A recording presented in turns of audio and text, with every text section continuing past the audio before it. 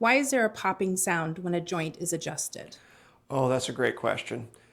Of course, chiropractors are known as back crackers, whatever you want to call us, but the noise that you hear when you hear this is what we call a joint cavitation. That's a fancy term for it. What does that really mean? To break it down into simple terms, it's this. You have fluid in all your joints. They're synovial joints, and so synovial joints have synovial fluid. When you pull on that synovial fluid, it creates negative pressure.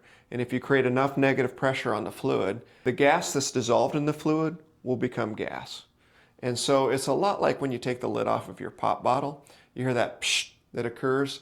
That's a carbonation that's in the pop that is being released when you lift the lid off of it. The same thing happens in your joint. So when you go like that and you feel the joint pop, so to speak, what you're hearing is that the joint is being traction to its very end range of motion. That end range of motion tells us that we've moved it about as far as we want to move it that day.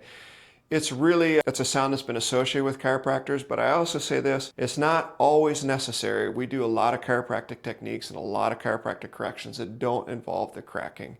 That's an important thing to understand. The cracking is kind of what we're known for, but it's also not the important thing. And it's perfectly healthy and perfectly fine if your joint cracks when you're walking around or other types of things. It's nothing bad that's happening in your joint.